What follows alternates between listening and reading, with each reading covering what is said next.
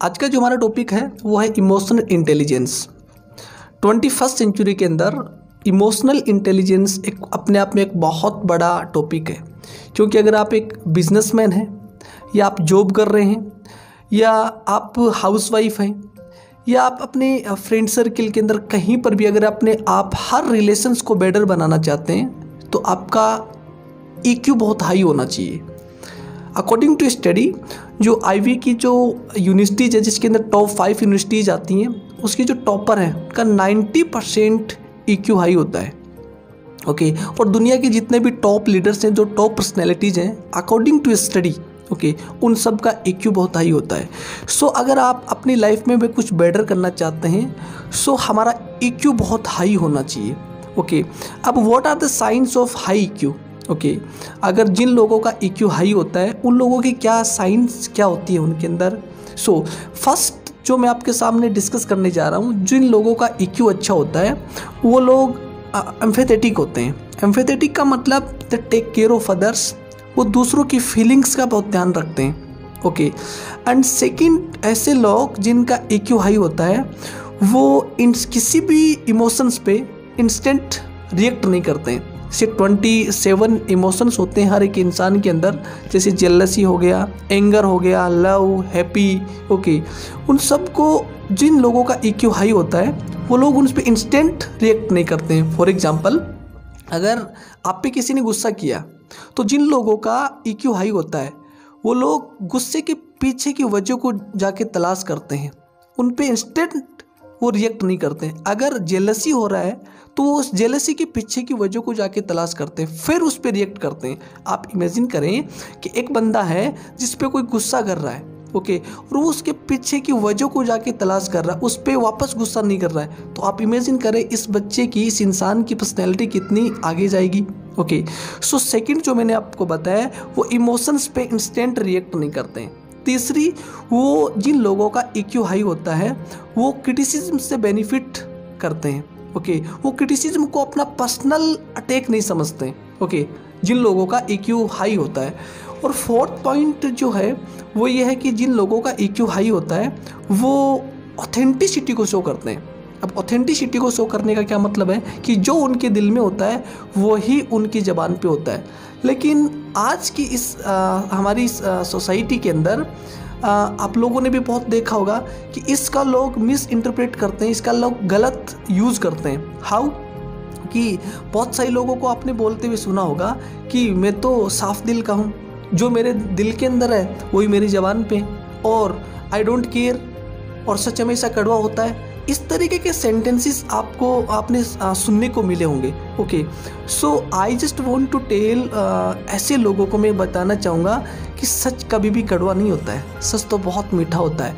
लेकिन जिस वे के अंदर सच को डिलीवर किया जाता है, जिस वे के अंदर सच को कन्वे किया जा रहा है, वो वे गंदा होता है। ओके, अगर आप किसी को सच बोल रहे हैं और जिसको आप सच बोल रहे हैं और आप बहुत ही एक रूड मैनर के अंदर उसको अगर सच को बोल रहे हैं और सामने वाले का दिल को आपने छलनी करके रख दिया, ओके, तो ऐसे सच को बोलने से क्या फ़ायदा है। ऑलराइट, सो क्योंकि हम अगर सच बोल रहे हैं तो सामने वाले की फीलिंग्स का ख्याल रखें। ओके, अगर आपने सामने वाले के दिल को एकदम से तोड़ के रख दिया है, ओके, मैंने एक बुक के अंदर एक बार पढ़ा था कि हर एक इबादत की कज़ा हो सकती है। कज़ा का मतलब, फॉर एग्जांपल, अगर आपने अभी नमाज छोड़ दी है तो आप उसे बाद में पढ़ सकते हैं। ओके, लेकिन अगर आपने किसी का दिल तोड़ दिया है, अगर आपने किसी के दिल को छलनी कर दिया है, अब इसकी कोई कज़ा नहीं है जब तक वो हमें वापस माफ़ ना करे। तो हम जब किसी को सच भी बता रहे हैं तो सच को बताने का जो वे है वो बहुत ही प्यारा होना चाहिए। आपने एक इवेंट सुना होगा, एक बार एक बादशाह था, तो बादशाह ने रात को एक ख्वाब देखा, एक सपना देखा कि बादशाह के सारे दांत टूट चुके थे सपने में और सिर्फ 2 दांत उसके बचे हुए थे। सुबह जब बादशाह उठा तो अपने वजीर के पास जाता है और जाके बोलता है कि रात को मैंने एक सपना देखा और तुम सपने की जो ना इंटरप्रिटेशन अच्छी करते हो, तो आप जो है इस सपने को इंटरप्रेट करें। तो वो जो वजीर था उसने बादशाह को देखा कि बादशाह को बताया कि ओहो आपका सपना तो बहुत ही एक बुरा सपना है, कि सपने की इंटरप्रिटेशन ये है कि आपके सामने आपके जितने भी फैमिली मेम्बर्स हैं, आपने जितने भी घर वाले हैं, वो सब ख़त्म हो जाएंगे, सब मर जाएंगे, सिर्फ आप बचोगे। तो बादशाह को गुस्सा आया और बादशाह ने उसको जेल में डाल दिया। फिर दूसरे दिन उसने किसी दूसरे वज़ीर को के पास बादशाह जाता है और जाके बोलता है कि आप भी सपने की जो ना इंटरप्रिटेशन बहुत अच्छी करते हो, तो मेरे को रात को सपना आया कि मेरे 2 दांत बचे हुए, सारे दांत मेरे टूट चुके हैं, इसकी क्या इंटरप्रिटेशन हो सकती है। जो दूसरा जो वज़ीर था उसने बहुत खूबसूरती के साथ उसकी इंटरप्रिटेशन की कि ओहो बादशाह सलामत, आपकी जो है ये सपने की इंटरप्रिटेशन तो बहुत अच्छी है। तो बादशाह ने पूछा क्या इंटरप्रिटेशन है इसकी। तो उस वज़ीर ने कहा कि इसकी इंटरप्रिटेशन ये है कि आपकी उम्र इतनी लंबी होगी, इतनी लंबी उम्र होगी आपकी कि आपके सामने आपके सारे घर वाले ख़त्म हो जाएंगे, लेकिन फिर भी आप जिंदा रहेंगे। ओके, सो बादशाह खुश हो गया और उसको इनाम दिया। तो पहले ने भी सच बोला, लेकिन उसकी इंटरप्रिटेशन, द वे उसने सच को डिलीवर किया वो अच्छा नहीं था।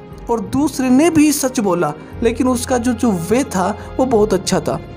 तो हम अगर अपनी ऑथेंटिसिटी को शो कर रहे हैं किसी के सामने, तो हम जो सच बोल रहे हैं तो हमारा सच बोलने का वे बहुत खूबसूरत होना चाहिए, उसका जो कन्वे करने का, जो डिलीवर करने का जो वे है वो बहुत खूबसूरत होना चाहिए, ताकि सामने वाले के को हर्ट ना हो। ओके, सो जो इमोशनल इंटेलिजेंट जो लोग होते हैं वो ऑथेंटिसिटी को शो करते हैं। उस ऑथेंटिसिटी को शो करने का मतलब ये है, फॉर एग्जाम्पल आपके दोस्त ने आपको कुछ ऐसी बात बोली जिससे आपको बुरा लगा। ओके, अब बुरा लगने की वजह से आपको वो बात हर्ट हो गई। ओके, अब हर्ट होने की वजह से आप अंदर ही अंदर उस बात को से घुट रहे हैं, अंदर ही अंदर उस बात को लेके आप कूद रहे हैं। ओके, आपके दिल के अंदर उस इंसान के प्रति नफरत है। ओके, और जब आप उससे मिल रहे हैं तो चेहरे पे आपके स्माइल है, मतलब आपके अंदर जो दिल में है वो आपकी ज़बान पे नहीं है। और आप उसे 1 साल या 2-1.5 साल आप उस बात को लेके कुड़ते रहे 1.5 साल के बाद आप उसे बता रहे हो।